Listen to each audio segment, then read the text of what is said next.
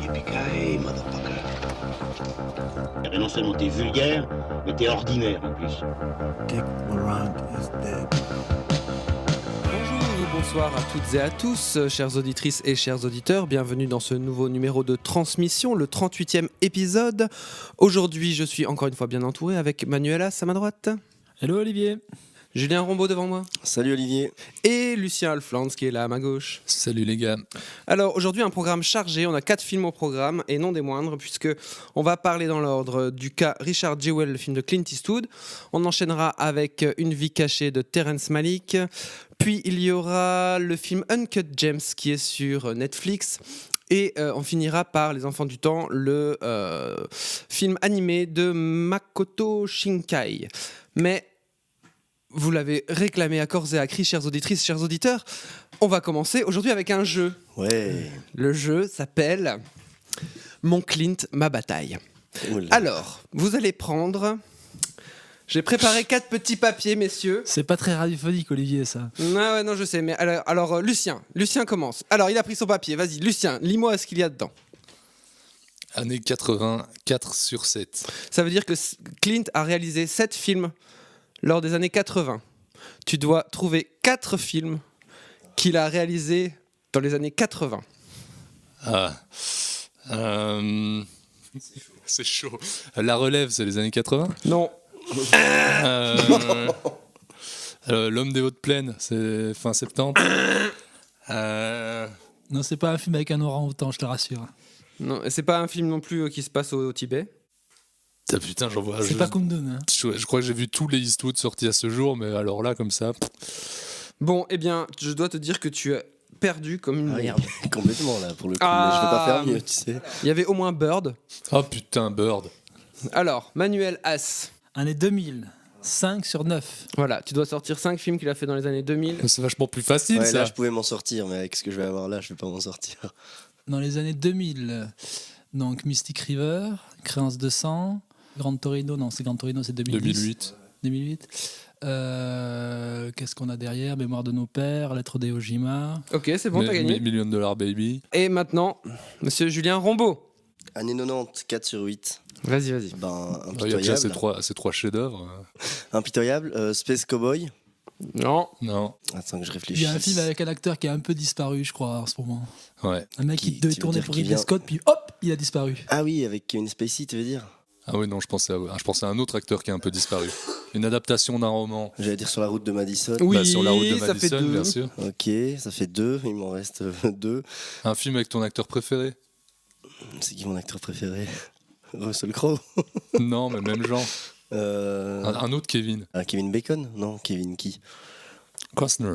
Ah putain, oui, putain, Un monde parfait, j'adore en plus. Ok, ça Un fait monde 3. parfait. Oui, bah, disons qu'on m'aide un peu.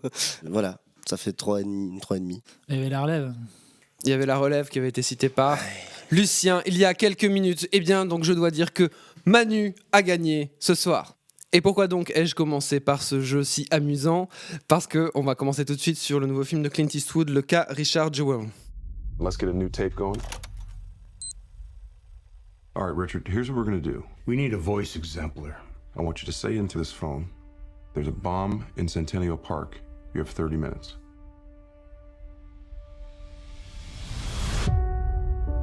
Richard, you're a national hero now. Thank you, sir. But I was just doing my job.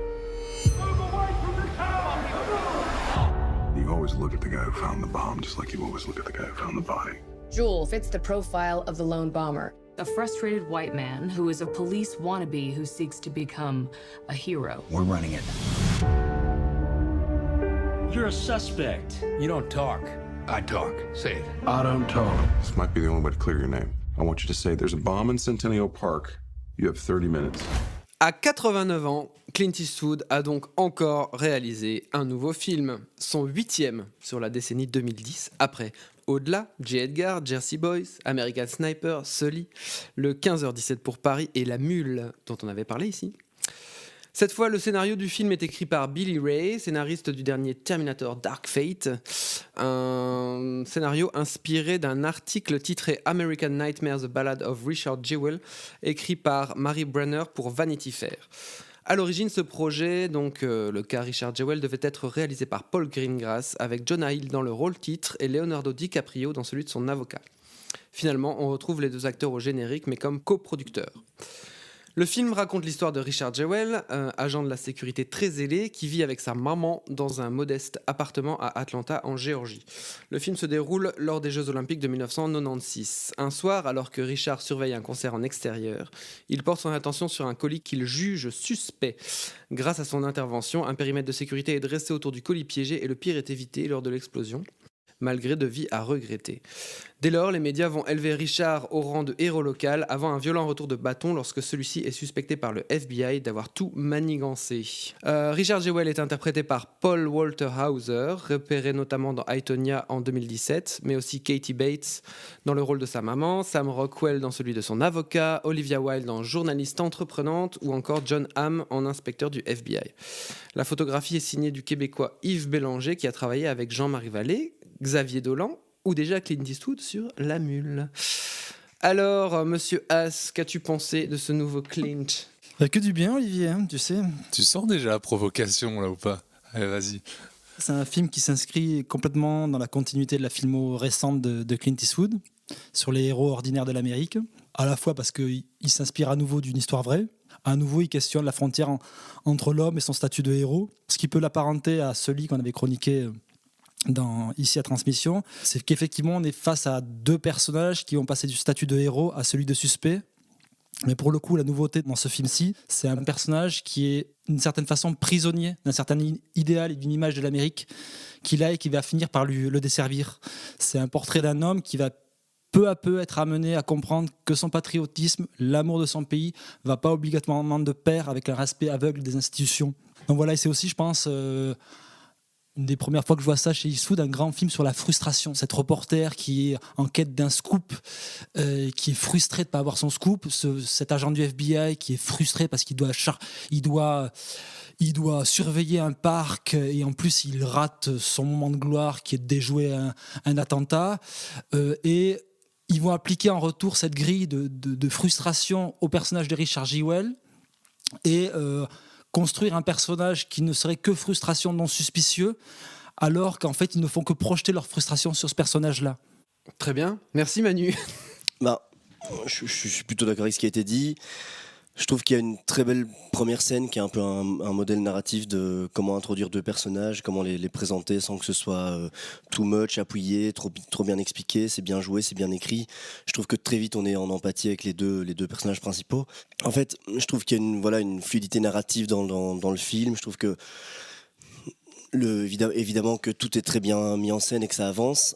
Mais voilà, je me posais juste la question justement par rapport à ce que tu disais, c'est-à-dire ce lit par rapport à ce qu'on vient de voir, etc. Et je me dis, tiens, est-ce que effectivement ça s'inscrit dans la lignée ? Et en même temps, j'ai l'impression d'avoir déjà vu ça chez Eastwood. Et parce que voilà, je joue un peu l'hérétique de service dans la chapelle Eastwood qu'est Transmission, j'ai l'impression. Mais c'est-à-dire que je le trouve moins singulier que ce qu'on a déjà vu, que La Mule. Alors qu'il y a des très bonnes scènes, je veux dire... Il y a des très belles scènes qui m'ont même plutôt ému. Quand il a la révélation finale, qu'il est en train de manger son hamburger, tout ça, je trouve qu'il y a des très bonnes choses. Mais en fait, la mise en scène qui est au service du film, parce qu'elle est vraiment avec les comédiens et qu'elle sert à faire avancer le film, je la trouve finalement assez invisible. Et c'est pas tant négatif, mais en même temps, il me manque, je trouve, quelque chose qui me fasse vraiment aimer le film plus particulièrement. Mais c'est parce que la mise en scène est un peu dans les bons films, dans les grands films, je dirais même quand on parle de celui-ci, devrait ou doit toujours être au service du film, mais là elle est surtout au service du récit, et c'est pour ça qu'elle se fait peut-être un peu, enfin c'est ce que fait Eastwood depuis très longtemps maintenant, depuis peut-être toujours en tant que réalisateur, hein, cette espèce de modèle d'épure. Moi ce qui m'a surtout impressionné dans le film, c'est en effet cette maîtrise du récit qui arrive à faire exister à la fois ces personnages, comme tu le dis, presque en deux plans à chaque fois, mais aussi à questionner un rapport triangulaire entre humanité, justice et autorité, comme ça un peu, et comment ces trois points se répondent, se rejoignent et se renvoient la balle même à certains moments. Et je trouve la manière dont il traite ça est vraiment vertigineuse. Comment il va questionner l'amour filial, la candeur de ce personnage, l'amitié qui naît de rien, mais aussi le rapport au pouvoir, à l'autorité qui va changer, qui d'abord transforme un personnage, mais qui va aussi changer au fur et à mesure du film. Comment il traite les médias comme étant un lieu de pouvoir très fort, presque aussi fort que le FBI au final. Qui va limite conduire l'action du FBI. Exactement. Et puis la grande question de la justice, qui est vraiment le parangon du cinéma américain. Comment il ne fait qu'au final creuser le sillon qu'il creuse depuis plusieurs décennies. On en parlait en introduction. Justement, qu'il ne faisait pas avec ce type de personnage-là. Exactement. Avec un personnage bien particulier dans sa filmo, qui est vraiment un personnage qui va progressivement devoir apprendre, comme le dit son avocat, à rendre les coups. Et c'est intéressant parce qu'en plus, cet acteur a un physique très, très rond, mais pas dans le sens... effectivement, il est rond physiquement, mais il a un côté très enfantin, poupon. C'est-à-dire que la justice, il la traite quasi uniquement à travers sa foi absolue en l'humanité, à travers ce personnage-là. Et ça, je trouve que c'est d'abord hyper malin et surtout d'une beauté folle. Moi, j'ai beaucoup aimé le film. Je pense que c'est sans doute un des Eastwood que j'ai préféré depuis fort longtemps. Pour moi, c'est son meilleur depuis American Sniper. Oui, moi je suis d'accord avec toi. Mais là où je trouve que le film est justement très, très intéressant, vous venez d'en parler, c'est sur son personnage principal qui est un vrai anti-héros. Et justement, dans ces zones d'ombre, le fait que ce soit un addict de la NRA, qu'il est aussi montré comme homophobe, même si on en fait plutôt une blague dans le film. Enfin, c'est un personnage qui n'est pas aussi montré comme un mec très malin, qui est parfois un peu trop zélé. Je veux dire, même il veut très bien faire son boulot et quelque part il est un héros parce qu'il a bien fait son taf, mais on montre aussi le mec qui est tellement zélé que ça peut aussi parfois causer des problèmes. D'ailleurs, ça lui pose des problèmes au tout début du film. Il y a même une scène, je trouve, assez intéressante sur ça, qui est une scène où il est déjà en train de travailler dans le parc, et il pense repérer quelqu'un. Ouais. On voit quasiment la personne que de profil, mais on est dans un profil très cliché du grand barbu, etc. Et la scène s'arrête, elle va pas jusqu'au bout parce qu'au final il y a une révélation à ce moment-là, et la scène est très, très forte parce qu'en fait t'as le même préjugé que lui dans cette scène-là quand il va suivre ce personnage-là. T'as pas le préjugé parce que tu vois ce gars-là, t'as le préjugé parce que la mise en scène justement te met le focus sur ce mec et parce que tu sais quel film tu vas voir. Oui, c'est ça. Après, moi je trouve que c'est vraiment le film qu'on devrait montrer à tous ceux qui regardent plus les films de Clint Eastwood depuis 20 ans en disant que de toute façon Clint Eastwood est un facho, parce que je crois que vraiment ici il y a 20 ans, on était en 2000, hein. C'est que ces gens n'ont pas vu les films. Oui, bien sûr, mais celui-là c'est particulièrement fort, je trouve, parce que c'est très clairement l'homme ordinaire contre les institutions, parce que les institutions de l'État américain sont montrées, et notamment la presse, le fameux quatrième pouvoir, montrée comme défaillante, comme le fait que justement c'est un film qui te dit que la soif de pouvoir amène justement à des déviances et plutôt élève l'homme simple, l'homme du peuple, mais aussi dans tous ses défauts. Je dirais que c'est un film qui aime l'Amérique mais avec toutes ses casseroles. Mais justement, il montre cet envers du rêve américain, cet envers de la réussite qui génère aussi beaucoup de frustration, et c'est cette frustration qui engendre cette dérive médiatique auprès de la journaliste qui veut absolument son scoop et qui est prêt à franchir les limites de son travail, et aussi celui qui est censé représenter l'autorité, qui est l'agent du FBI, qui aussi par sa frustration dérape aussi.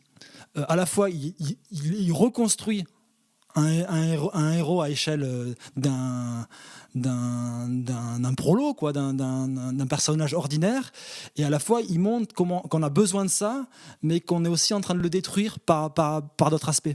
C'est super intéressant, et je trouve qu'il fait ça de manière assez fine, parce que fine et littérale à la fois. C'est-à-dire qu'au début, quand le personnage principal annonce à Sam Rockwell qu'il aime bien mais qu'il ne connaît pas vraiment, qu'il a croisé dans certaines circonstances professionnelles, lui annonce qu'il devient chef de sécurité, enfin qui va travailler dans la sécurité, ce qui se rapproche un peu de son rêve d'être policier un jour. Rockwell lui répond fais gaffe, l'autorité peut transformer n'importe qui en con, ne fait pas partie de cela, en gros. Je sais plus comment il le formule, en monstre.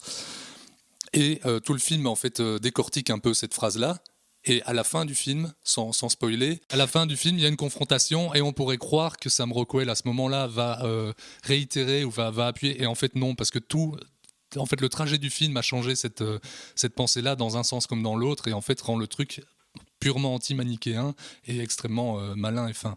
Ce que j'aime aussi beaucoup dans le film, c'est la manière dont, en fait, totalement à l'inverse de ce qu'avait pu faire par exemple Hitchcock avec Le Faux Coupable, et plus dans une veine de Capra qui se cite d'ailleurs dans le film, de totalement abandonner l'enquête policière en te plaçant toi en tant que spectateur comme celui qui sait déjà la vérité, et en fait va te laisser voir vraiment tout du long du film les enchaînements, les mécanismes en fait qui amènent là, qui vont faire arriver à ça. Et ça, c'est super intéressant et c'est vraiment un regard sur, même si le film se passe en 96, c'est vraiment un regard sur l'Amérique contemporaine, quoi. Après, il y a peut-être un aspect un petit peu plus raté dans le film qui est justement sur l'enquête.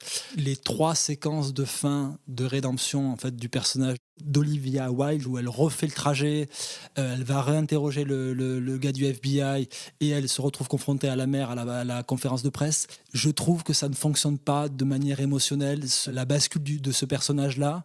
Alors je pense que le film s'est beaucoup fait attaquer par la manière dont il dépeignait ce personnage-là, pas forcément sur ces scènes-là aux États-Unis, et je pense qu'il y a une problématique qui est liée au décès de ce personnage-là, la manière d'en fait à la fois d'en faire un portrait assez dur au départ et de lui offrir une porte de sortie qui ne s'accorde peut-être pas forcément avec celle du personnage. Je serais peut-être un tout petit peu moins dur, un tout petit peu moins dur que toi. Moi, en fait, cette scène-là m'a touché, mais ce qui la déforce, je crois, un tout petit peu, c'est qu'elle arrive vraiment en miroir d'une scène de bravoure de Kathy Bates qui pour le coup est vraiment touchante, très émouvante. Et en fait le virement idéologique de Olivia Wilde qui arrive à ce moment-là est peut-être un peu déforcé émotionnellement parce qu'en face il y a parce qu'il n'est pas traité. Il est pas traité. Je pense qu'il est traité avec des grosses pincettes du fait qu'on est sur une histoire vraie et qu'il y a cette problématique vis-à-vis de ce personnage-là, l'avoir dépeint d'une certaine manière au départ et d'essayer de lui offrir une porte de sortie parce que ce personnage-là aussi est décédé. La porte de sortie est un peu lourde, mais elle existe. On peut pas dire que c'est pas traité. Moi, je trouve aussi que, comme dit Lucien, que justement le moment de Kathy Bates est assez beau et assez chargé.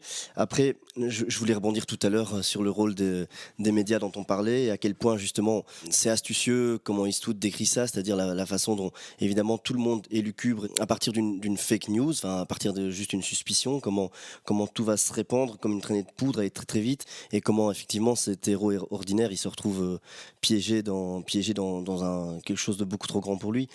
Mais c'est là que je parlais tout à l'heure dans ma première intervention de Sully, c'est-à-dire que du coup un peu provocateur à 2 balles, je me demandais mais c'est quoi parce que moi je vois une variante de Sully. Donc je me disais il n'y a pas vraiment de renouvellement dans le thème, sauf que je trouve le film ici beaucoup plus efficace parce que son héros, justement par ses carences et par le fait qu'il soit trop gros, trop un peu ignorant des choses, etc., fait qu'on est plus en empathie avec lui. Mais quand je disais je vois pas ce que ça apporte en plus à la filmo de Clint Eastwood. La différence avec Sully, c'est que dans Sully le thème qu'il y avait, c'était quand même un moment, cette idée de cette toute confiance entre la machine, en le système, face à l'humain. Et c'était quand même tout l'enjeu de ce procès, de la scène finale, qui était de dire, oui, vous pouvez faire confiance à ces machines pour précalculer tous ces trajets-là, vous oubliez le facteur humain. C'était l'idée du facteur humain. Là, c'est tout à fait un autre sujet qui traite. C'est-à-dire qu'en traitant cette espèce de mépris des autorités sur les petites gens et aussi, au final, par rapport à Sully, ce film-ci finit par ne peut-être pas tant questionner l'héroïsme, mais plutôt... Celui-ci est plus féroce sur les institutions, je pense. Déjà. D'abord, mais aussi finit peut-être par ne pas tellement questionner l'héroïsme, mais plutôt le fossé qu'il y a entre les idéaux et la réalité plus brutale, je veux dire, de la vie de ce personnage. Moi, je trouve la plus belle scène du film est justement assez bien symptomatique de ça. C'est le moment où l'avocat qui est interprété brillamment par Sam Rockwell confronte Richard Jewell à l'intérieur de chez lui et qui lui dit mais pourquoi est-ce que t'es comme ça, aussi sympa avec tout le monde, etc. Et que Richard Jewell pour une fois sort de ses gonds et face à la figure complètement anarchiste qui est interprété par Sam Rockwell. Il n'est pas anarchiste, il est libertarien. C'est Enfin, un en tout cas, libertarien. il est montré comme le mec qui déteste toutes les institutions et qui les méprise même. Dès sa Et première ju- prise de parole d'ailleurs. Et Richard Jewell lui dit oui, mais moi je suis pas comme toi. Moi justement, en fait, il est montré dans une espèce d'entre-deux où il respecte justement toutes ces institutions parce qu'il a vécu toute sa vie en disant qu'il voulait servir l'ordre, etc., etc. Et que là justement, il est mis en porte-à-faux entre les deux. Et je trouve justement que le dilemme de l'entre-deux, il est particulièrement bien incarné dans cette scène-là, quoi. Et puis, si on faisait un parallèle avec un film dont on a beaucoup parlé l'année dernière, en fin d'année, sur la frustration d'un homme blanc vis-à-vis de la société, je pense que là, on a affaire à un cinéaste qui a un discours beaucoup plus articulé sur la société, sur le cinéma, qu'un certain Todd Phillips. Après, il y a 2-3 trucs que je regrette quand même dans le film.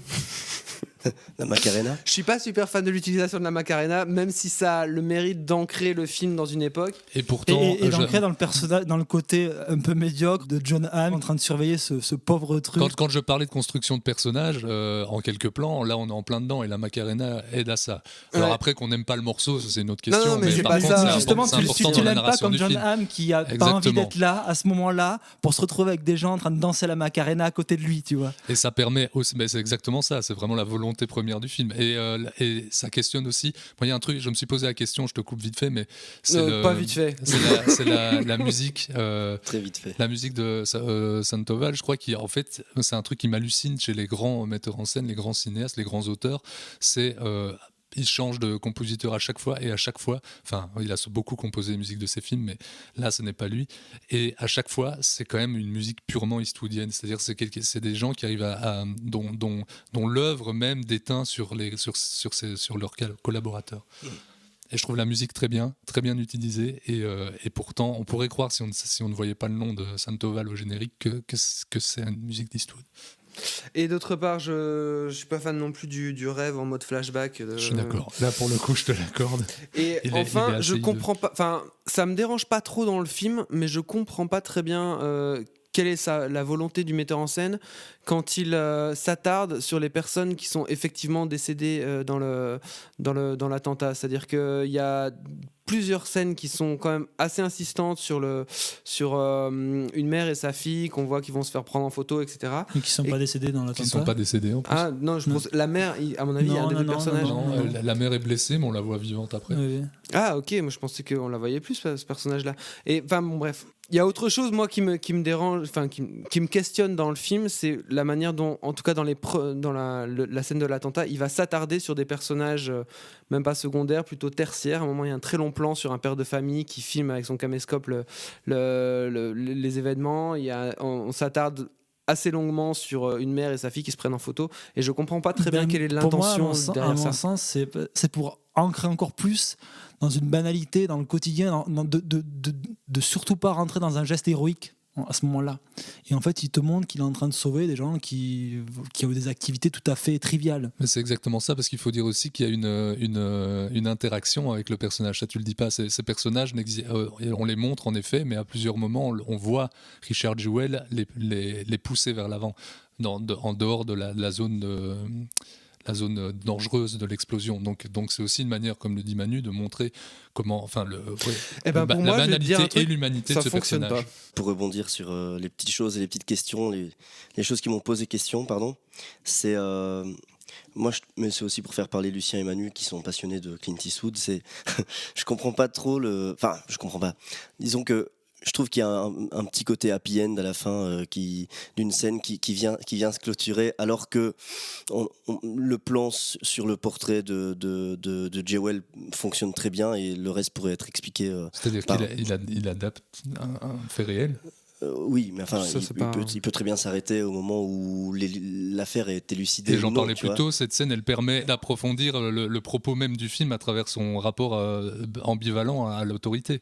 C'est la scène dont je parlais qui répond à au questionnement de Rockwell au début. Quand c'est élucidé, elle s'arrête pas avant, justement. Oui, mais du coup, c'est là que ça peut paraître trop clair. C'est-à-dire qu'on a l'info qui a l'air d'être très claire. Effectivement, on n'a pas la phrase qui dit « c'est élucidé » et donc il va te montrer un plan à la fin où ils vont se retrouver pour se dire qu'effectivement c'est réglé et bien réglé. Et qu'il a besoin de ça. Tu peux imaginer qu'après une campagne de 80 jours, 88 jours où tu es passé pour le suspect numéro 1 d'attentat, c'est pas juste avec une rétractation du FBI qui ne te considère plus comme une cible que ton nom est lavé. Toujours comme coupable. Que ton nom est lavé. Il faut aussi qu'un autre nom soit apposé par-dessus le tien parce que justement, il remplace le sien à ce moment-là dans l'histoire. Et puis d'un point de vue plus méta, je vais dire, on vient de parler du rapport très intelligent qu'a le film, du regard très intelligent qu'a le film sur les médias, et puis sur les fake news, etc., dont tu parlais tout à l'heure, et puis on irait lui reprocher de ne pas te développer le fait jusqu'au bout. Je comprends ce que tu dis, mais pour moi c'est déjà clair dans la scène d'avant. C'est ça que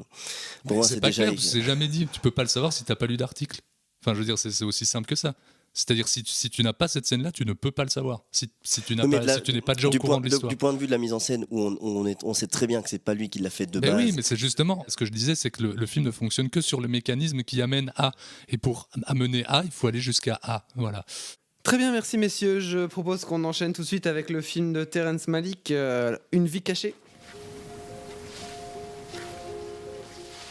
Remember the day when we first met? I remember that motorcycle, my best dress. You looked at me, and I knew how simple life was then.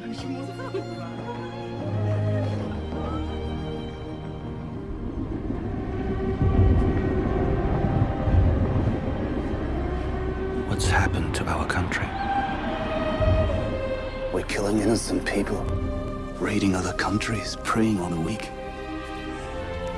If our leaders, if they're evil, what does one do? You have a duty to the fatherland.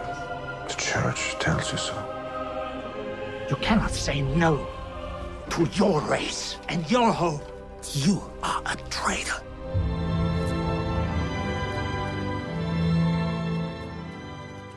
Dixième long métrage de Terrence Malick, mais son 6e en 10 ans, Une vie cachée devait longtemps s'intituler Radegund, du nom du village du nord de l'Autriche dans lequel il se déroule. Le réalisateur américain installé au Texas en a écrit le scénario, renouant avec une forme légèrement plus linéaire, on va en parler je pense, que dans ses 3 précédentes fictions, soit À la merveille en 2012, Night of Cups 2015 et Song to Song 2017 dont nous avions parlé ici. L'histoire est en effet assez simple et s'inspire de faits réels. À la fin des années 30, Franz Jagerstätter semble couler des jours paisibles dans sa petite exploitation agricole avec ses 3 filles, sa belle-sœur et son épouse Fanny qu'il aime éperdument. Et Fanny le lui rend bien d'ailleurs. Malheureusement, le ciel s'obscurcit. Lorsque Franz va suivre une formation militaire de courte durée, il entre en forte contradiction avec les idées du Troisième Reich. De retour au village, il ne peut feindre de soutenir l'effort de guerre, son cœur et sa morale lui interdisent, et ce malgré les pressions des autres villageois et même du clergé local. Plus tard, Franz est appelé au front, il devient alors objecteur de conscience et sera emprisonné. Franz Jägerstätter est incarné par August Dill, acteur allemand vu dans Inglourious Basterds de Quentin Tarantino ou dans Allié de Robert Zemeckis ou même plus récemment dans Kursk de Thomas Winterberg. Sa femme Fanny est jouée quant à elle par l'Autrichienne Valérie Pachner qui fait elle aussi une carrière austro-allemande pour le moment au cinéma, à la télévision et surtout au théâtre. On retrouve aussi dans de petits rôles notamment Bruno Ganz, Franz Rogowski qu'on a vu dans Happy End, Douloureux Souvenir ou Phoenix de Christian Petzold ou encore Matthias Schoenaerts. Mais Happy End était un douloureux souvenir. C'est ce que je disais. A noter que pour ce nouveau film, Terrence Malick ne travaille pas avec son chef opérateur habituel Emmanuel Lubezki, avec lequel il collaborait depuis Le Nouveau Monde en 2005. Il est ici remplacé par Jörg Widmer, qui fut un collaborateur de Lubezki. Il travaille en numérique et quasi exclusivement en lumière naturelle. Alors, c'est donc Lucien, un amateur de Terrence Malick, qui va commencer sur le film. Un de ses apôtres. Un passionné. Mais ouais, c'est du Malick en plein, donc c'est brillant. Mais peut-être pour la première fois chez Malick, j'ai eu un problème avec quelque chose qui ne m'a même pas gêné dans des films que j'aime moins que celui-ci, que sont les 3 films précédents. J'ai eu un problème avec ce maniérisme qu'on pourrait appeler presque du naturalisme expressionniste, du naturalisme du geste expressionniste de l'image. C'est peut-être lié, comme le disait Oli en intro, Widmer est un excellent directeur photo, là n'est pas la question, mais je pense que Lubezki n'a pas son pareil pour aller dans ce type d'esthétique-là. Et à plusieurs reprises dans le film, ce que je n'avais jamais ressenti chez Malik. J'ai vu la caméra, donc ça a pu me sortir à certains moments du film. Et j'ai aussi eu parfois l'impression que, en fait, Malik est tellement génial, tellement brillant, que par sa mise en scène, il arrive, par les détails, par les gestes manuels qui sont ceux du travail, qui sont ceux de l'affection, qui sont ceux de la communication. À travers toutes ces choses-là, il arrive à traiter son sujet de manière extrêmement efficace, visuelle et directe. Et j'ai parfois l'impression que dans ce film-ci, à 2 tiers du film, il a fait le tour de son sujet et que le dernier tiers ne sert presque que à aller au bout de son histoire. Et donc j'ai peut-être un peu moins d'intérêt parce qu'on sait où elle va se terminer, cette histoire, on s'en doute. Après, la forme est brillante, les questionnements qu'il développe sont vertigineux, mais on y reviendra. Pour moi, en tout cas, qui suis pas du tout un admirateur de Malik, que j'ai même un peu lâché depuis 2005, qui est Le Nouveau Monde, je trouve que le film est plus centré, plus épuré, plus clair dans ce qu'il raconte que ce que j'ai pu voir jusqu'alors, que en tout cas Song to Song, que j'avais vraiment pas du tout aimé. Je trouve que une figure récurrente de ce qu'il y a souvent chez Malik, qui est la voix off. Il s'inspire des textes, des lettres que vont s'écrire les deux amants, et je trouve que du coup ça a plus de sens et que ça fonctionne mieux. Et je trouve que le décor du village est particulièrement bien exploité. C'est vraiment entre montagne et ciel, entre ciel et terre, et donc ça exalte vraiment l'espèce de valeur spirituelle que là, ici, Malik essaye de chercher. Donc en fait, en gros, dans ce film, il va chercher quelle est la part spirituelle dans l'amour entre Fanny et Franz. Et, ça va plus loin que ça aussi. Enfin, pour moi, c'est ce que j'ai vu. Excuse-moi, mais je suis un peu limité. Et donc, du coup, là, je trouve que ça fonctionne bien et que c'est vraiment en adéquation avec le décor. On a vraiment la sensation d'appartenir à ce village. Il y a quelque chose qui fonctionne vraiment très bien pour camper l'atmosphère qu'il y a là-bas, les différents personnages et tout. On a la sensation d'y être, la sensation d'y appartenir quelque part. L'amour entre les deux personnages, on le sent vraiment. Je trouve que ça fonctionne vraiment très bien. Les deux personnages, je les trouve vraiment excellents, les deux acteurs. Par contre, il y a énormément de choses qui me gênent dans le film. Sa durée, je trouve que le film répète énormément. Il y a énormément de scènes qui répètent la même chose. Mais surtout dans son dernier tiers. Ouais. Des personnages... Par exemple, typiquement, Matthias Schoenaerts, Bruno Ganz, ils ont exactement la même fonction. Ils disent limite exactement la même chose. Enfin voilà, le film s'attarde énormément. Et je trouve que Malik retourne dans son péché mignon, qui est de privilégier la joliesse à la crédibilité. Et il y a des choses, des fois, qui me sortent complètement du film parce que je vois vraiment une mise en place que je n'achète pas. Mais qui est porteuse. C'est-à-dire que moi, chez Malik, il y a une image qui est porteuse de sens que je retrouve vraiment que chez Miller ou Murnau. Et la question, entre guillemets, de la joliesse, qui est la question de la beauté et de la grâce, c'est la question au cœur du film. C'est pour ça que le film s'inscrit dans ce cadre naturel, extrêmement élégiaque. Et justement, toute la première partie travaille à te faire comprendre comment ce personnage fait corps avec son environnement, et c'est parce qu'il fait corps avec son environnement qu'il est à même de comprendre que ce qui est en train de se passer dans son pays va à l'encontre de sa foi. Et c'est là où Malik est très très fort, c'est par la manière dont il travaille principalement en focale courte, donc il permet d'avoir ses personnages et le décor ancré dans le décor, ça fonctionne. Et il te fait ressentir ça quand tu parles, Olivier, très justement, du fait que le film est effectivement beaucoup plus limpide dans sa narration et dans cet échange entre ces deux personnages. Il est dès les 3 premiers plans.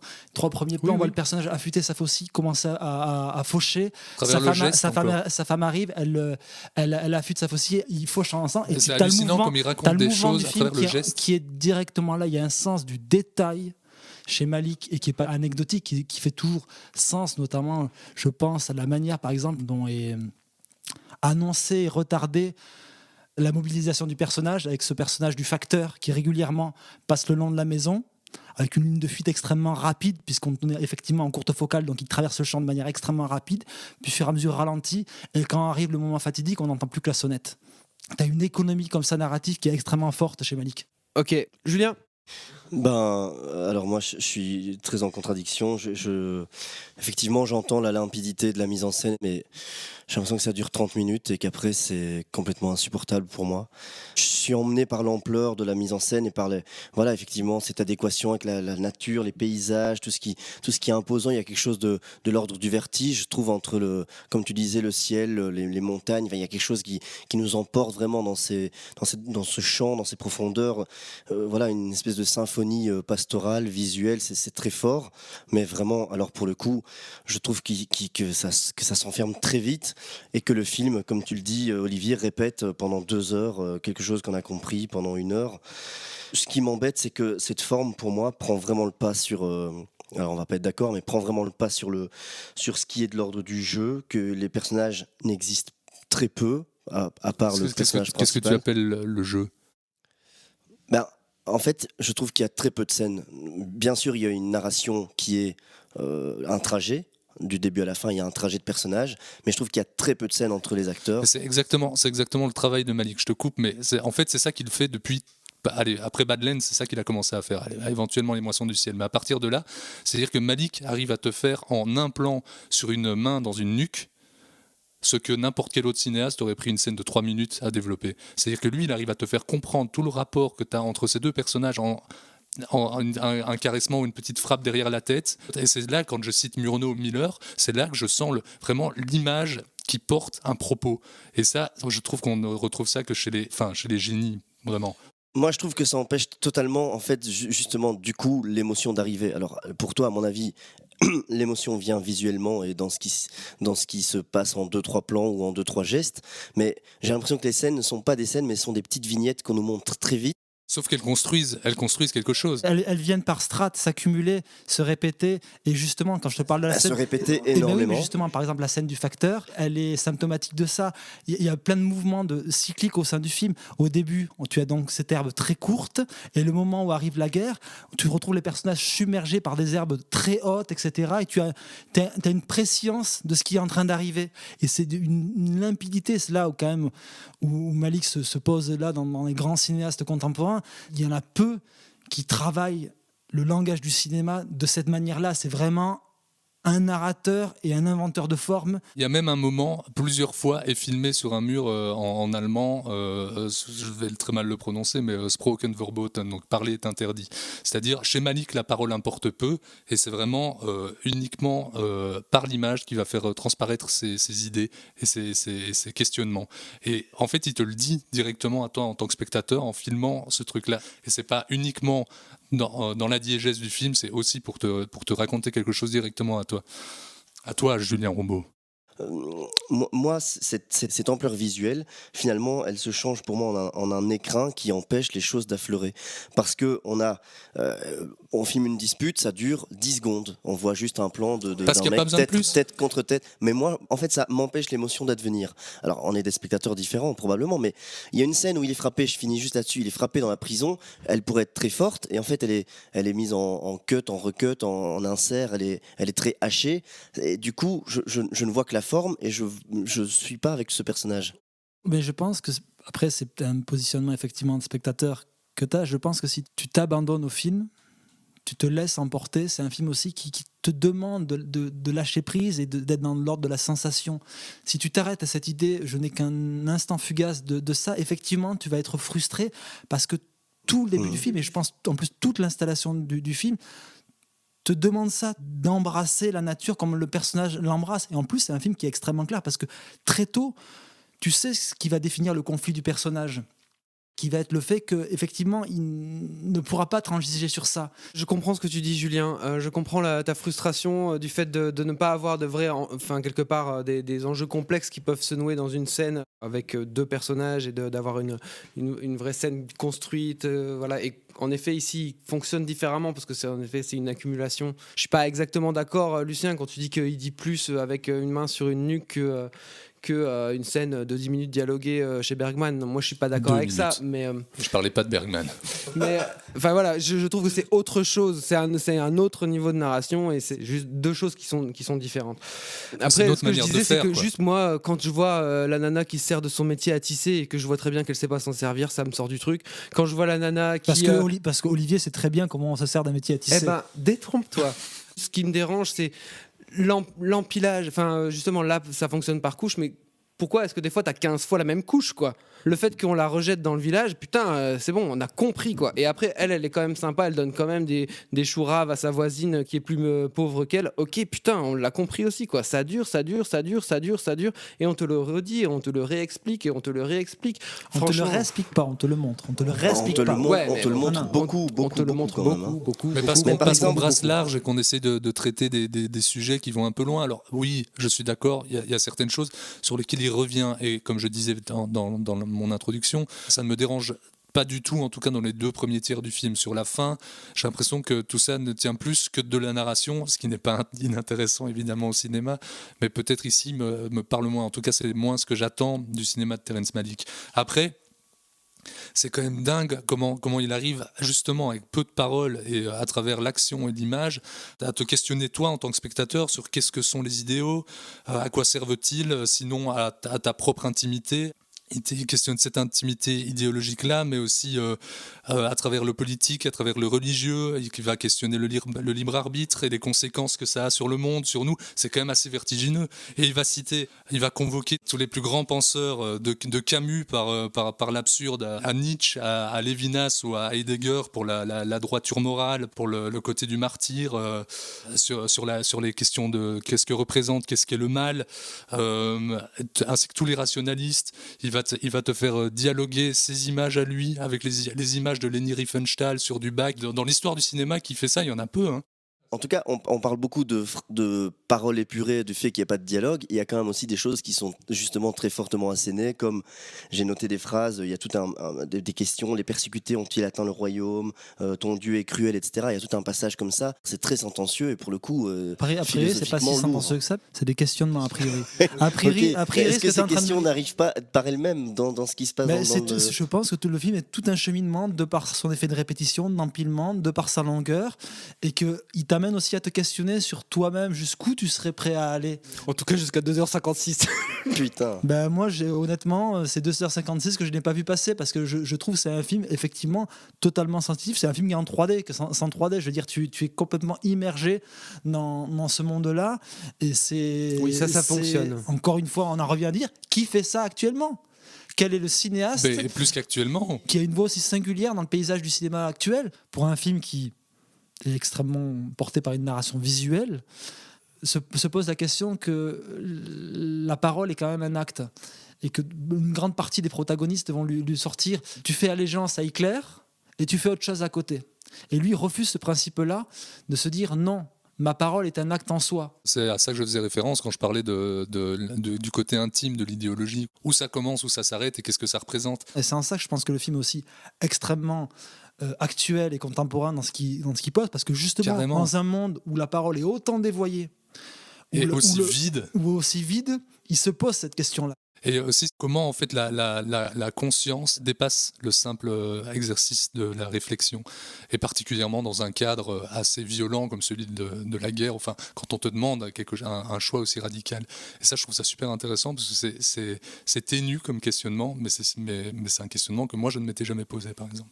Super les gars. Et est-ce que vous pouvez m'expliquer pourquoi les matons aboient en allemand et sont montrés comme des espèces de chiens fous de Tex Avery Alors petit rappel, je pense que c'était en train quand même de faire quand même une réduction ad hominem sur ça, c'est que il n'y a pas que les matons qui sont en train d'aboyer en allemand. Régulièrement, le film mélange l'allemand et l'anglais. Le maire autrichien aboie aussi. Et c'est justement... Oui, mais il parle aussi fréquemment en anglais. Oui, mais pas tout le temps. Et justement, dans le caractère justement sensitif du film, c'est qu'à des moments, tu n'as pas besoin de comprendre ce que les gens disent. C'est le son, l'intonation des voix qui compte.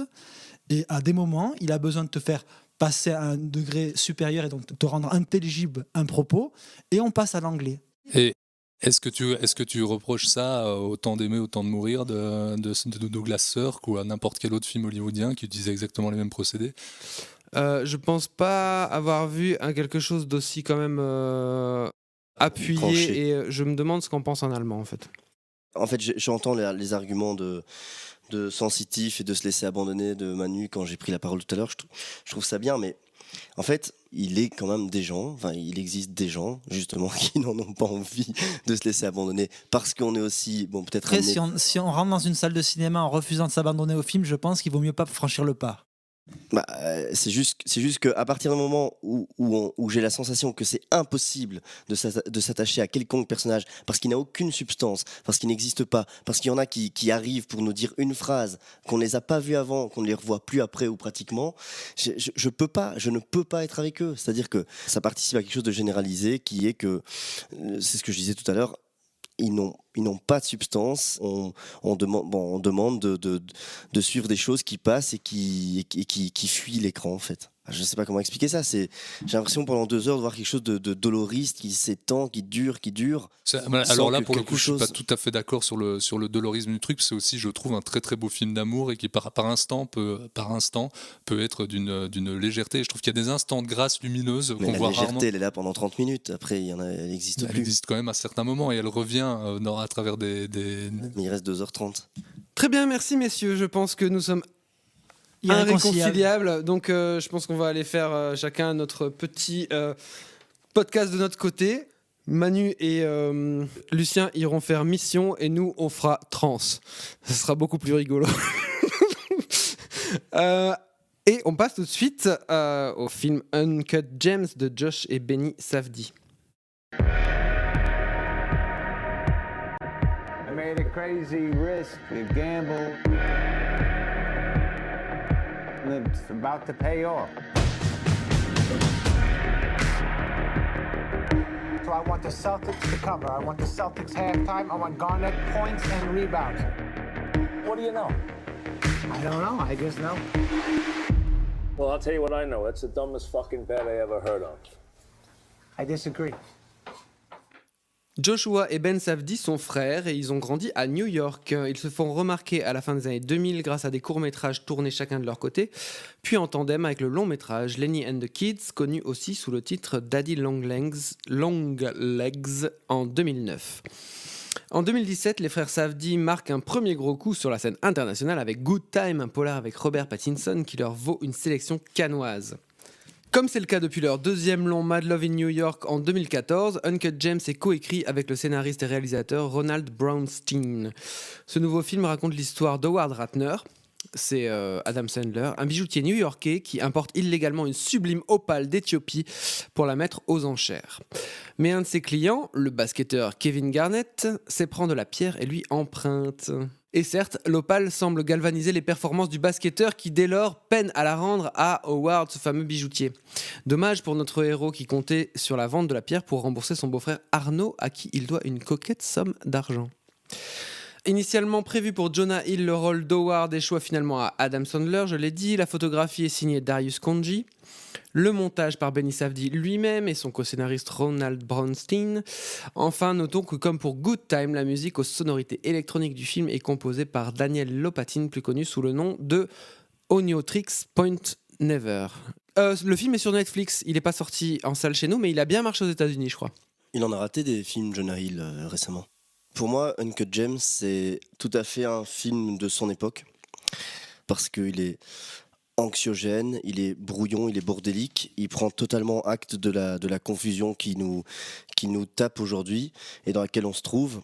Et je trouve qu'il y a dans le film des scories et des petits défauts. J'adhère pas à ce qui est des images un peu plus... le côté un peu psychédélique, cheap, lorsqu'on s'aventure dans l'opale, etc. Enfin, il y a dans le colon. Le colon, j'ai trouvé ça un peu too much, effectivement. Mais je trouve qu'il y a une énergie dans le film que j'adore. Alors, c'est étrange parce que je l'ai vu en 2 fois. Et la première fois, je me suis senti agressé dans le film et pas au bon endroit. Et donc, je l'ai arrêté. Et en fait, quand je l'ai repris, j'ai adoré ça. Je me suis senti happé, c'est tendu, je suffoque. Je trouve que la dernière partie est sous apnée totale et je trouve que ça fonctionne très bien. Et je trouve qu'on est totalement pris dans cet affre. Et il y a un vrai amour du personnage d'Adam Sandler que j'ai jamais vu aussi bien, sinon dans le Paul Thomas Anderson. J'ai juste une question. Le film, il raconte quoi ? Il raconte la perdition d'un mec à qui tout échappe, qui est pris totalement dans quelque chose de trop grand pour lui, mais qui est totalement attachant en même temps.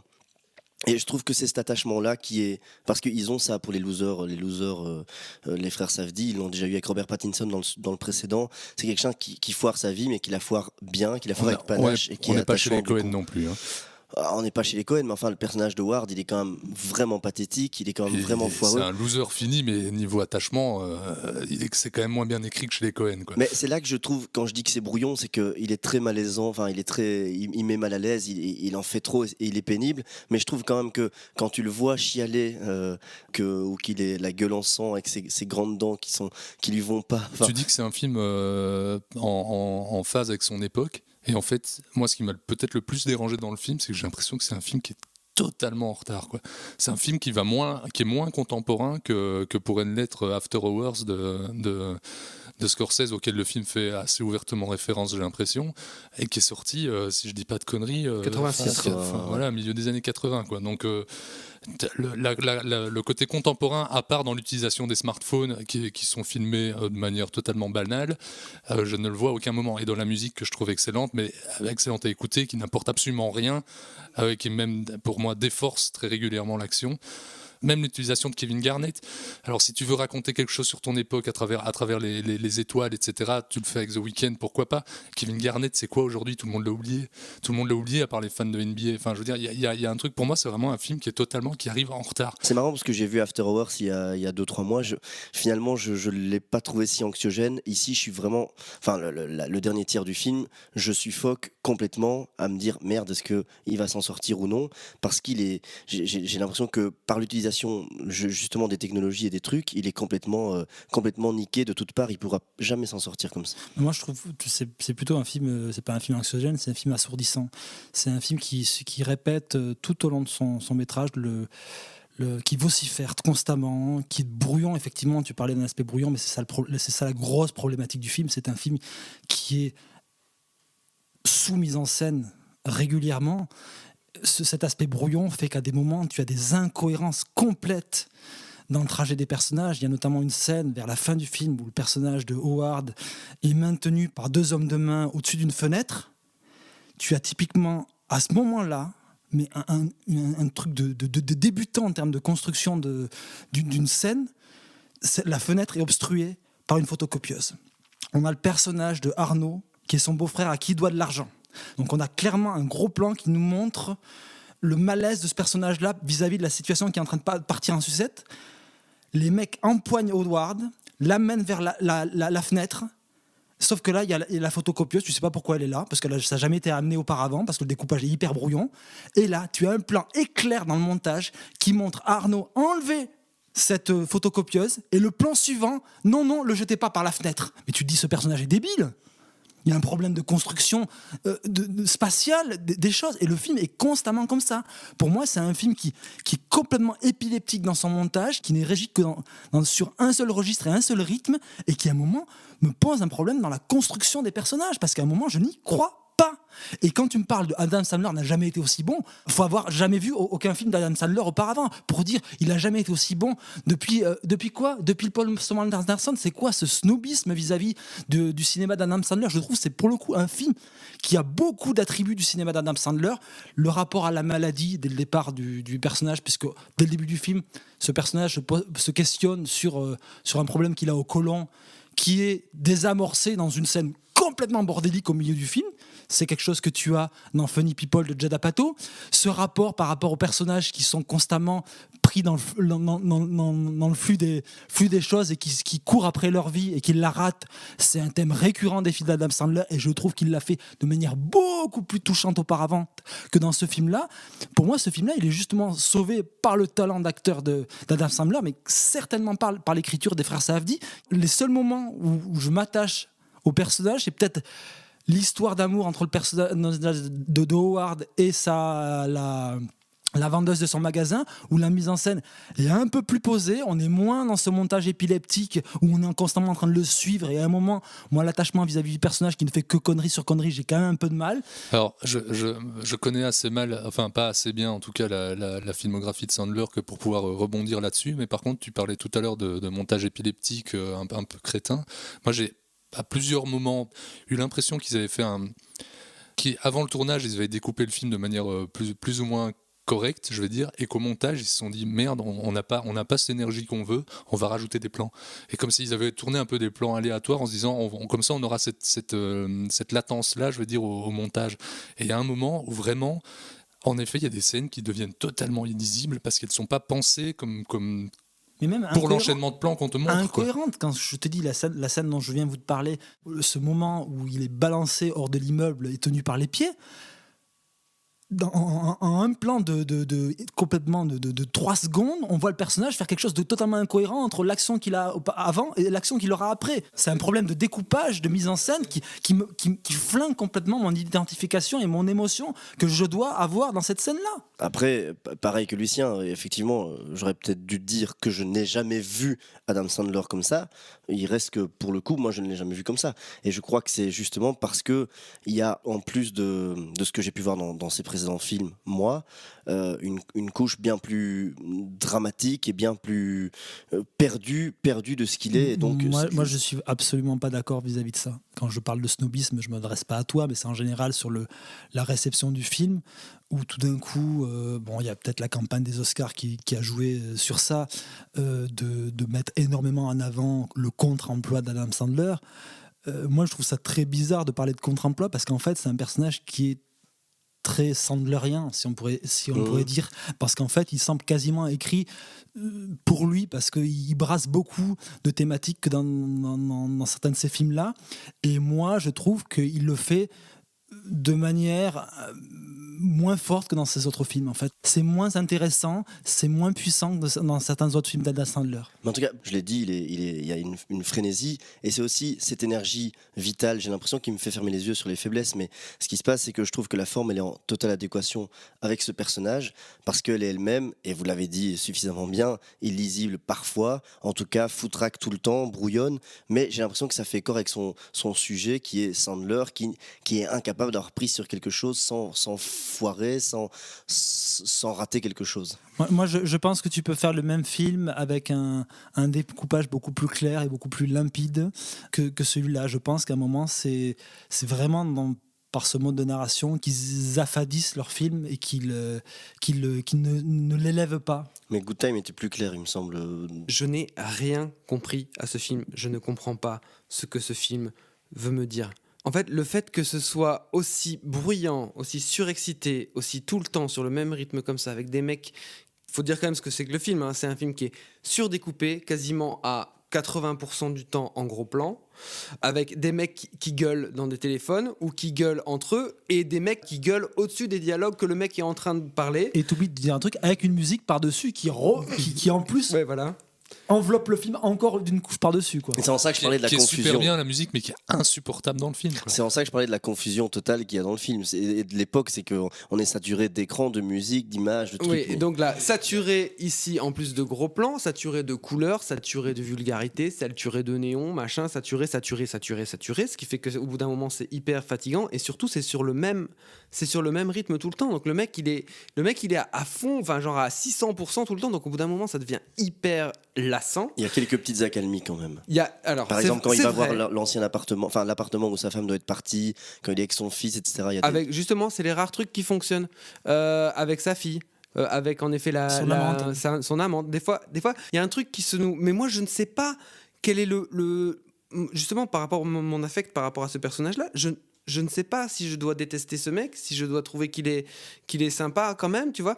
En fait, je ne comprends rien. Mais il faut te laisser emporter, te laisser emporter dans le film, c'est tout. Tu vois, ok, d'accord, mais il faut te laisser emporter dans cette frénésie, finalement. Oui, je pourrais me laisser emporter dans cette frénésie, mais je trouve que ici, par exemple, dans le Malik, il y a des trucs qui se passent. Tu vois, le mec, le facteur, il passe, il fait gling gling, et je me rappelle.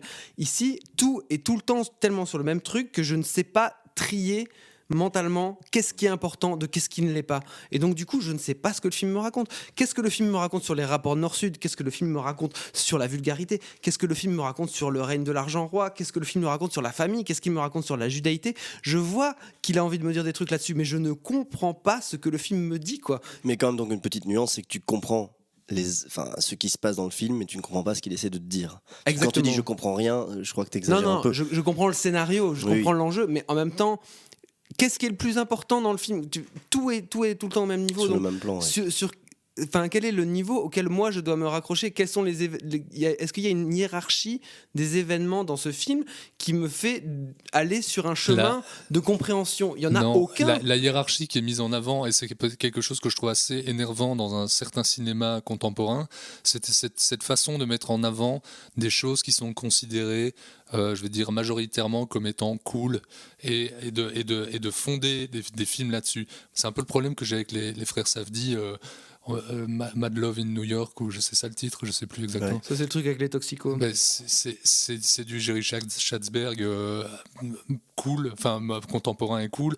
Ici j'ai l'impression de voir la même chose, et en fait j'ai l'impression qu'ils reprennent des recettes qui fonctionnent et qui les ponctuent de petites choses un peu doucement provocatrices, un peu instagrammesques, un peu branchées, qui sont vraiment quelque chose que je trouve extrêmement énervant. Et au final, c'est le premier film que j'ai vu de la sélection. Je ne m'en souviens absolument pas. Et puis le problème, c'est aussi que tu as beaucoup de fausses pistes. Il y a une fausse piste vis-à-vis de son amante. Il y a toute une scène où elle est au téléphone. Tu peux penser qu'elle a elle le manipule, ou qu'il y a quelque chose qui se passe sur cet axe-là. C'est complètement abandonné. Il en fait quoi de l'intro? Son intro, il en fait quoi? Il fait une intro, ça n'intervient plus jamais. Ils en reparlent à un moment donné, mais ça c'est vrai que c'est faible. 2 secondes dans un million de dialogues. Enfin, je veux dire, mais ils en parlent pour dire, en fait, c'est une scène de 5 minutes. Tu essaies de nous arnaquer, alors que tu as arnaqué toi-même ces Éthiopiens qui ne gagnent rien. Mais putain, la profondeur. Ça, je suis d'accord, c'est pas. Alors que ça prend 5 bonnes minutes en début de film, avec une sorte de plan séquence qui commence dans la géode, je sais pas quoi, et qui se termine dans le trou de balle de Sandler. Mais justement, et quand ça se finit dans le trou de balle de Sandler, pour introduire une séquence, un rapport vis-à-vis de sa maladie, de sa crainte de la maladie, qui se conclut dans une scène complètement anecdotique. La suspicion de son amante, c'est anecdotique. Tout le moment du départ de la pierre, il va la rendre, il va pas la rendre avec son associé, c'est complètement foireux, et ça reste anecdotique. Pourquoi il ne le rend pas ce soir-là, etc. Pourquoi l'autre lui répond pas au téléphone? C'est extrêmement artificiel dans cette écriture. Et donc à un moment, moi j'ai trouvé ça le film assez pénible. Je me suis raccroché au moment de calme, une petite séquence, un moment en famille, une séquence avec son amante, la scène effectivement avec sa fille, les moments un peu plus apaisés. Mais sinon, moi, j'ai un problème vis-à-vis d'un film où constamment je me fais agresser, et en plus où je ne vois pas du tout ce qu'il y a de neuf ou d'intéressant qui me raconte, qui n'a pas déjà été raconté 1000 fois. Non, mais je suis d'accord. Quand tu dis pénible, je crois que le film n'est pas aimable. Je crois qu'il n'est pas aimant. Ceci dit, moi, je me sens agressé de regarder 3 heures de quelque chose qui se répète et que j'ai l'impression que ça n'avance pas. Mais bon, ça, c'est autre chose. Mais attends, la différence, par exemple, chez Malik, on est clairement dans quelqu'un qui travaille un langage qui lui est propre. Là, on est face à des cinéastes qui sont en train de réinvestir une forme de cinéma complètement galvaudée qui a été instaurée au début des années 2000 avec les films de Greengrass, cette manière de ce type de filmage. Et à un moment, qu'est-ce qu'ils y apportent? Rien. Il y a dans la forme, pour moi, la forme fait vraiment sens chez Malik. Il fait abandonner. Là, la forme joue contre le film. Ça veut avoir le cadrage de Cassavetes que j'adore, ça veut avoir l'énergie dans le montage de Scorsese que j'adore, et au final ça ressemble à du sous Greengrass. Après, ce sont ses influences, ça c'est sûr qu'on peut pas lui enlever, mais pour revenir sur ce que disait Olivier, sur ce truc qui t'échappe, j'ai l'impression que c'est vraiment le sujet du film, et que cette effervescence, c'est dans des quartiers de bijoutiers qui essaient de sauver leur peau, dans des mecs qui essayent de faire du fric alors qu'ils sont réduits à pas bouffer le soir. Je crois que ce tumulte, il prend part exactement dans la vie de ces quartiers. C'est des mecs qui doivent mordre l'autre, qui doivent se gueuler dessus, qui doivent gueuler au-dessus des téléphones pour se faire une place. Et c'est comme ça que j'ai l'impression que ça peut marcher comme ça. Et dans une ville comme New York, qui est complètement bordélique dans certains quartiers. Tu vas tu vas dans des districts, tu piges absolument rien parce que tout le monde est en train de voyager, tout le monde est en train de gueuler, d'essayer de te vendre des trucs, d'essayer de te répondre. Et j'ai l'impression que ce film fait écho à ça maintenant. Je suis d'accord avec le côté brouillon et donc lacunaire du film. On est irréconciliables ce soir. Attends, il reste le Makoto Shinkai. Oui, très bien. Et maintenant, un peu de douceur et de J-pop dans la vie, même s'il pleut beaucoup et que peut-être le film est plus triste qu'on ne croit. Nous allons parler tout de suite des Enfants du Temps, le film de Makoto Shinkai. あの夏の日、あの空の上で私たちは世界の形を決定的に変えてしまったんだ。重力下で無理につく千年に一度の今日。俺帰りたくないんだ。君家出少年でしょ。少年、仕事探してんだろ。空は海よりもずっと深い未知の世界なんだって。せーので大地を蹴ってここではない星へ。100% の晴れ女。 Né au Japon en 1973, Makoto Shinkai est un graphiste, écrivain et réalisateur d'animation. Les Enfants du Temps est son 5e long métrage, si l'on compte le film à sketch 5 cm par seconde en 2007. Son précédent film, Your Name, en 2016, a été un succès historique au Japon, devenant le 2e plus grand succès jamais enregistré pour un film d'animation, tout juste derrière Le Voyage de Chihiro. Le succès a également couronné ce dernier film en date, donc Les Enfants du Temps, que Makoto Shinkai a écrit et réalisé. La musique du film est signée par le groupe de pop japonais Radwimps, qui avait déjà travaillé sur Your Name. Le pitch, c'est quoi? Donc, on est avec Odaka. C'est un adolescent qui arrive à Tokyo sans argent après ce qui semble bien être une fugue. Dans le bateau qui l'amène dans une mégapole cruelle, dangereuse et constamment sous une pluie battante, Odaka fait la connaissance de Keisuke, un journaliste un peu louche, pour qui il va bientôt se mettre à travailler. Lors de ses premiers jours, le chemin d'Odaka croise à 2 reprises celui de la jeune Ina, une orpheline qui vit seule avec son petit frère. Ina confie à Odaka un secret, c'est une fille soleil. Donc en se concentrant, elle aide le soleil à percer les nuages pour provoquer des éclaircies et elle peut le faire sur commande, n'est-ce pas? Et comme Olivier, notre nippophile attitré de l'émission, Olivier va commencer sur ce film-là. Petite précision, les nippophiles sont donc les gens qui aiment particulièrement les tétons. Ah. Bon, eh bien Manu, c'est un très bon film, voyons, c'est un très bon film. Son principal défaut, c'est qu'il ressemble excessivement à Your Name. Le point principal narrativement du film qui m'a plu sont les personnages. Je trouve les personnages extrêmement fouillés, même surprenants. Ils ont des arcs narratifs vraiment complets. T'as le personnage principal de Odaka, mais t'as aussi donc Keisuke. T'as la nana qui bosse avec Keisuke, qui a aussi un personnage magnifique. La jeune fille Ina avec qui Odaka va nouer une relation. Voilà, c'est vraiment son frère. Ouais, son petit frère. Il y a énormément de personnages qui sont vraiment très fouillés, très beaux. Je trouve qu'il y a une scène magnifique dans le film qui a l'air un peu de rien, mais qui est juste une scène où il arrive avec Ina et le petit frère de Ina à se réfugier dans une chambre d'hôtel. Et juste le temps d'une nuit, ils vont réussir à recréer comme une famille. Et c'est vraiment assez beau avec les 2 garçons. Enfin, il y a toute une histoire autour de la salle de bain, la fille qui se baigne d'abord, et puis les 2 garçons qui vont y aller ensemble, etc. Deuxième point, c'est un film qui sait bien alterner des moments d'apaisement, des moments étirés comme par exemple la préparation d'un plat de nouilles et des moments qui vont beaucoup plus vite. Shinkai, il a aussi un truc où des fois il utilise des plans dans un montage très serré comme un petit un effet un peu subliminal qui va d'un coup réveiller l'œil du spectateur et c'est voilà, il a quand même une certaine magie au niveau de son montage, quelque chose de très particulier. Et aussi par moment l'utilisation de la 3D où il va accélérer le rythme un petit peu de certaines séquences. Ça visuellement c'est dingue, hein. Je trouve le mélange entre le dessin animé entre guillemets disons classique et les images 3D qui se mêlent, qui permettent des mouvements de caméra qu'on voit jamais dans ce genre de truc, c'est absolument magnifique. Dernière chose, c'est que Shinkai, en fait, on pourrait croire, vu le thème, que c'est quelqu'un qui va être très dans la suite d'un manga mainstream, on va préoccupé très fort par des enjeux climatiques, etc. et un certain animisme dans la continuité de tous les mangaka qu'on connaît ici. Il l'est, mais il a aussi un ton très très particulier parce qu'il est presque parfois documentaire. Enfin, je veux dire, les vues de Tokyo, on a vraiment parfois l'impression d'y être. Moi, je suis déjà allé à Tokyo. Des fois, il te fait des plans sur les distributeurs de canettes. Je peux te dire que c'est exactement les mêmes marques, exactement les mêmes canettes. Et aussi, il a un côté un peu dur au début du film. Il y a une histoire de prostitution, il y a une histoire de cruauté, il y a une histoire que lui, il a faim et on sent que la vie est dure, que la ville plutôt est dure pour le jeune Odaka. Et c'est un ton qu'on n'a pas souvent dans ce type de film.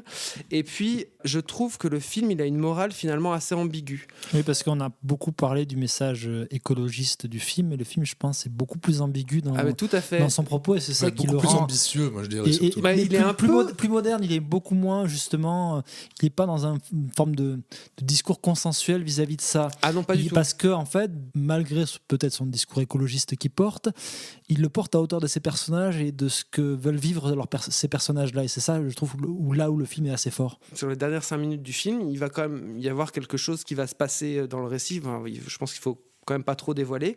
Et c'est une morale qui est, je trouve, assez inattendue dans ce film. Ouais, mais inattendue. Aujourd'hui, on a parlé de 4 films dont 3 m'ont personnellement semblé vertigineux dans leurs propos. C'est-à-dire que c'est des films qui n'ont pas envie de développer un propos tout au long de leur narration, mais qui vont aller à travers le fouillement, je veux dire, le fait que tous ces personnages soient fouillés va se permettre de traiter, comme dans le Malick pour moi, comme dans le Eastwood, un florilège de thèmes. Ça va jusqu'au côté mystique de l'histoire qui va assez loin. Moi, je m'attendais pas au début du film à voir le film creuser ça avec cette qualité-là. Là où le film a beaucoup touché, et Olivier en parlait assez bien, c'est justement, je ne suis pas allé moi à Tokyo, c'est justement dans cette reconstitution qui semble hyper méticuleuse de la vie là-bas. Et effectivement, moi, j'ai pas besoin d'y avoir été pour avoir l'impression d'y être. Alors, en plus, ça passe par des choses qui, souvent au cinéma, sont des choses qui font justement écran entre moi et le film, qui sont une utilisation extrêmement intensive de marques. On voit énormément de marques apparaître à l'écran, ce qui pourrait être quelque chose qui parasite ta vision, parce qu'à un moment tu le vois justement comme un placement de produit. C'est peut-être un placement de produit, mais pour moi ça ne fait que servir l'ancrage réaliste du film. Et c'est là où je trouve le film assez admirable. C'est dans la manière où il travaille ce récit un petit peu qui est très centré sur ce personnage masculin et son éveil. La manière dont son éveil amoureux vis-à-vis de cette jeune fille est constamment en adéquation avec des bascules sur l'univers fantastique du film. Il y a notamment une séquence, tu parlais de la séquence où il se retrouve dans un hôtel, il y a un moment où se pose la question du rapport amoureux et du dévoilement du corps. C'est à ce moment-là que tu as un élément fantastique qui était annoncé, et je trouve ça très beau. Ça se passe aussi lors de la séquence où il va faire sa déclaration d'amour. Je veux dire, il y a une manière de jouer avec les codes d'un type de récit typiquement japonais et de détourner certains passages clés qui est extrêmement satisfaisant en tant que spectateur. Je suis absolument d'accord avec tout ce qui vient d'être dit, mais je voulais juste rebondir sur le côté presque réaliste, enfin d'imprégnation réaliste, je vais dire, qu'a le film sur le spectateur.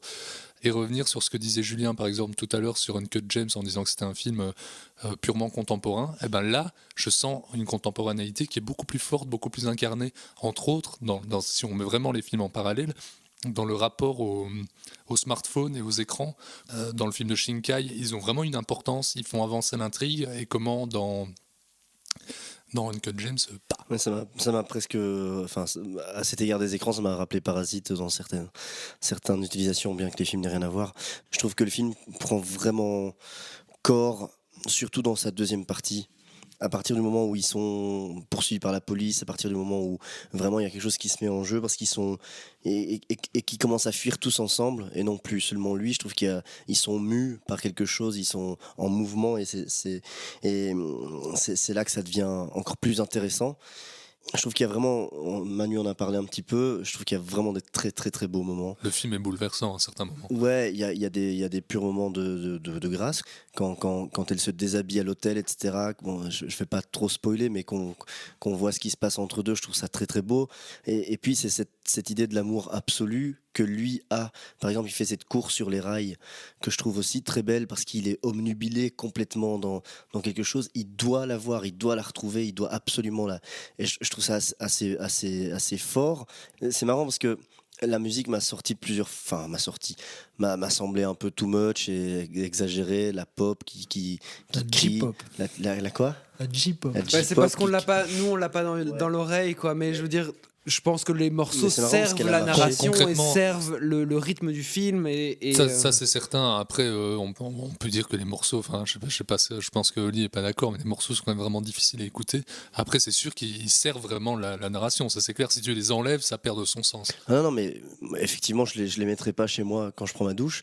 Mais moi, j'ai essayé en faisant la cuisine, ça marchait. Hein. En tout cas, ce qui est vrai, c'est que paradoxalement, par rapport à ce que je disais, c'est que à la fin, il y a un moment donné où une musique commence, c'est vraiment avant qu'il ne monte sur un toit et qu'il court dans les escaliers, où je me dis pourquoi la musique commence et en fait finalement je me laisse totalement emporter et je trouve que c'est assez beau parce que ça met quelque chose d'assez épique dans la montée des escaliers, dans la façon dont tout ça prend corps ensemble. Il y a une forme de jubilation à ce moment-là parce que ça s'accompagne par justement l'utilisation souvent de mouvements en 3D au sein de cette animation.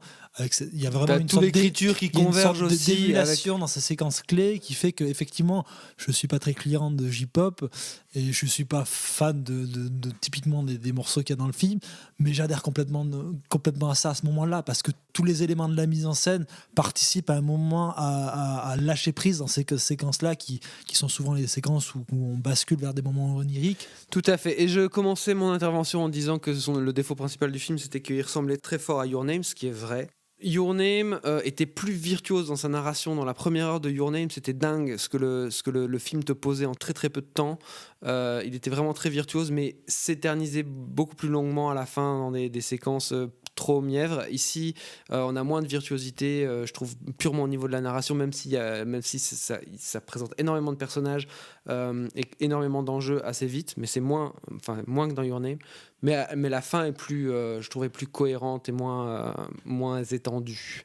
L'effet de l'absence de nouveauté qu'il y a dans Les Enfants du Temps vis-à-vis de Your Name joue un petit peu contre le film. Mais peut-être que c'est un film plus abouti.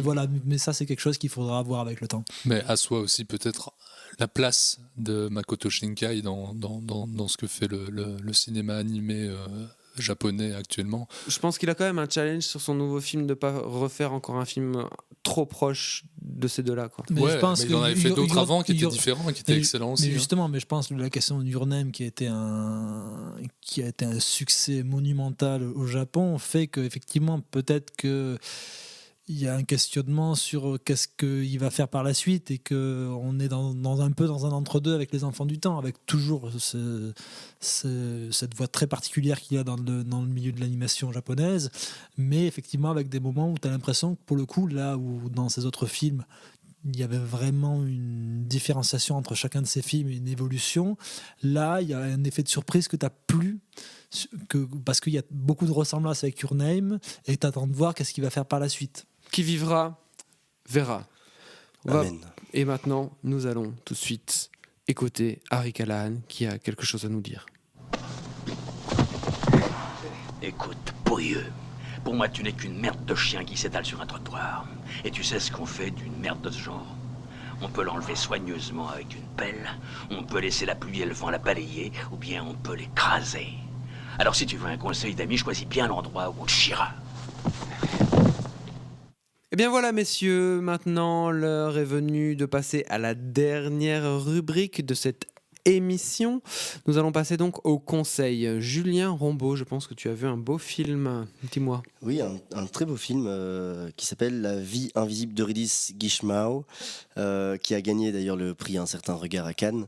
Oui, mais c'était Nadine Labaki, la chef du jury. Oui, c'est vrai que ça retire un petit peu de... Mais bon, sans doute que le film est bien. Le film reste bon, il est réalisé par Karim Ainus, avec 2 interprètes féminines très très très très bien, qui sont Carol Duarte et Julia Stockler.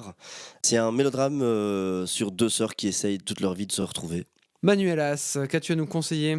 Eh bien, vu qu'on a accès à ce programme-là sur les nazis et les juifs, je vais vous conseiller un film avec Adolf Hitler et un ananas qui s'appelle Little Nicky, qui est un film d'Adam Sandler, très sous-estimé, qui est un peu le Citizen Kane de la carrière d'Adam Sandler.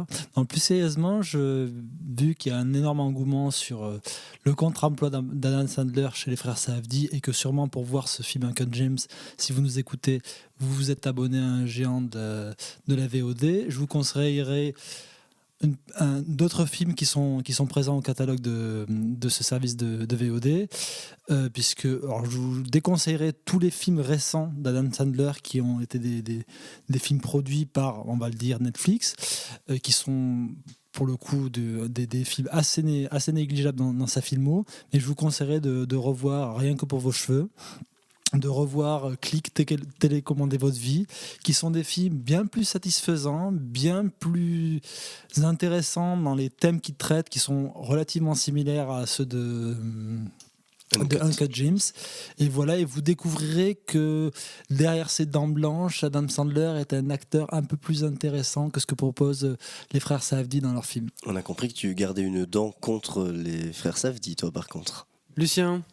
Eh bien moi, pour parler du film des frères Safdie, je vais vous conseiller de revoir, je vais être très expéditif parce que je n'ai pas préparé grand-chose, mais de revoir un film que je trouve absolument génial, probablement un des plus grands films sur le manque qui ait jamais été filmé. Donc je parle bien du film de Jerry Schatzberg, immense cinéaste dont on parle assez peu, enfin trop peu par rapport à la qualité de certains de ses films, à mon sens, dont Panic at Needle Park, excellent film, un des plus grands rôles d'Al Pacino, à voir absolument. Très bien. Ben moi, je m'en sors aujourd'hui par une pirouette parce que, en fait, je vous ai proposé en début d'émission un jeu qui était quand même hyper cool. Donc, du coup, je vous conseille un film d'Eastwood par décennie. Donc, en 1976, José Wales, Hors la loi. Regardez ce film magnifique, un western picaresque. Génial. En 82, regardez Honky Tonk Man, un des premiers films qui va développer, après Breezy, une veine beaucoup plus sentimentale chez Clint Eastwood. Où il joue un joueur de country. En 93, les années 90 sont prolifiques, il y a quand même Sur la route de Madison, Impitoyable, mais il y a Un monde parfait aussi, donc le film avec le petit garçon déguisé en fantôme pendant tout le long du film, avec en filigrane l'assassinat de Kennedy. Super film. Et mésestimé dans les années 2000, L'échange, un film avec Angelina Jolie qui est un très beau film, très puissant et qui extrêmement est assez violent, avec des séquences de mise à mort, malaise, des mises à mort les plus malaisantes que j'ai jamais vues au cinéma. Nous finirons ici ce 38e épisode de Transmission. Merci beaucoup de nous avoir écoutés et à très bientôt.